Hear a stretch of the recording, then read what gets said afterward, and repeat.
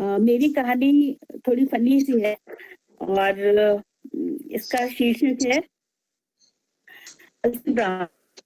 तो एक ब्राह्मण हुआ करता था जो कि जनरेशन टू जनरेशन उनके जो पूर्वज थे वो बहुत ही उन्होंने तप किया हुआ था, तो उनका काफी अच्छे से कुल बहुत अच्छा कुल था और सब लोग बहुत उनको मान करते थे। लेकिन ये जो अब ब्राह्मण था ये बहुत आलसी था, और वो इतना आलसी था कि वो कोई काम नहीं करना चाहता था, क्योंकि उसके पूर्वजों की आशीर्वाद से उसके पास सब कुछ था। घर था, खाने पीने की कोई कमी नहीं थी, ब्राह्मणी बहुत उसकी भाई बहुत अच्छी थी, सब बहुत अच्छा था। लेकिन वो बहुत ही आलसी था, उसका कोई मन नहीं करता था, वो बस सोते ही रहता था। दिन भर खाना खाता था, फिर सो जाता था, उठता था, खाता फिर सो जाता था, क्योंकि उसको कुछ करने की जरूरत ही महसूस नहीं होती थी, तो वो सोता रहता था। एक दिन एक बहुत ही पहुंचे हुए कोई महाराज वहां पे आए उस गांव में। तो उसकी पत्नी ने कहा कि भाई उनको मेरे घर बुलाना चाहिए, वो बहुत ही उनका आशीर्वाद बहुत अच्छा होता है और वो बहुत ही अच्छी ज्ञान की बातें बताते हैं, तो उनको हम जरूर बुलाएंगे। उनका अच्छा ठीक है। तो ब्राह्मण ने जो है काफी अच्छे से उनकी खातिरदारी करी, उनके खूब पैर पूजे, उनको अच्छे से खाना खिलाया, उनका बहुत आदर सत्कार किया। तो महाराज जी बहुत खुश हुए, बोले कि तुम क्या चाहते हो? ब्राह्मण से बोले। तो ब्राह्मण बोला कि मैं ये चाहता हूँ कि मेरा सब काम अपने आप हो जाए और मुझे कुछ ना करना पड़े, सब कुछ अपने आप हो जाए। तो महाराज ने कहा ठीक है।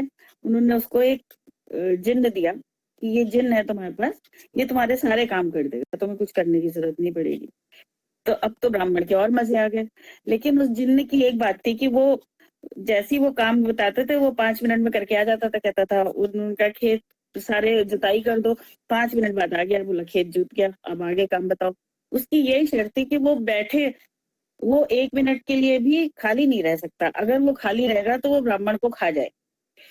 तो अब ब्राह्मण की तो बहुत बुरी दशा हो गई, क्योंकि उसने तो सारे काम उनके, वो तो आधे घंटे के अंदर सारे काम निपटा देता था, बाकी 23 साढ़े 23 घंटे वो यही कहता रहता था कि अब मैं तुम्हें खा जाऊंगा। तो फिर वो कुछ बताता था, फिर वो करके आ जाता था। तो अब ब्राह्मण की तो बहुत ही बुरी हालत हो गई। तो उसको नींद नींद ना आए, परेशान, खाना पीना छूट गया। उसको यही लगता था कि अभी जिन्न आएगा, पूछेगा काम बताओ, अब मैं क्या काम बताऊंगा। उसके सारे काम हो गए, सब कुछ होता जा रहा था, सब कुछ, लेकिन उसकी तो नींद ही उड़ गई थी। तो ब्राह्मणी ने कहा कि भाई तुम इतना परेशान हो, इसको जिन्न को भेज दो। तो उसने कहा नहीं है, इसको भेज नहीं सकते हैं, क्योंकि ये तो हमें उपकार में मिला है, भेज जाएगा ही नहीं। तो कुछ ऐसा कर दो कि क्या करना, मतलब समझ में नहीं आ रहा, मुझे तो लगता है मैं मर ही जाऊंगा ऐसे। तो ब्राह्मणी ने कहा अच्छा ठीक है, मैं अगर मैं इसको कुछ करती हूँ, अगर मैंने इसको भगा दिया या इसको कुछ तुमसे वो कर दी, तुम्हारी प्रॉब्लम सॉल्व कर दी, तो मेरी यही शर्त है कि तुम फिर अपना काम पूरा मुस्तैदी से करोगे और कोई आलस नहीं करोगे।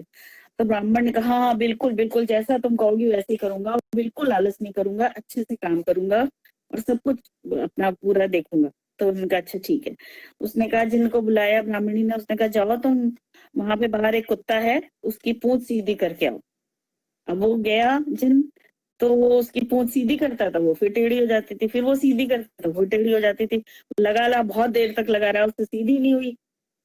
तो वो इतना परेशान हुआ कि वो खुद ही भाग गया। तो अब उसके बाद ब्राह्मण चला गया, अब तुम उठो और सब काम करो। तो ब्राह्मण इतना परेशान हो चुका था, उसने कहा इस सब चीजों से तो अच्छा है कि मैं अपना काम अपने आप से करूं और ढंग से रहूं, इन सब चीजों का कोई फायदा नहीं है।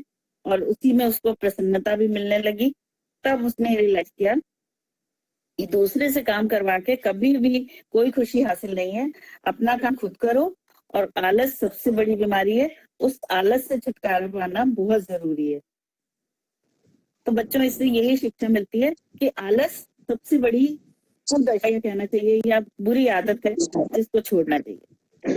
आलस की बला है। आलस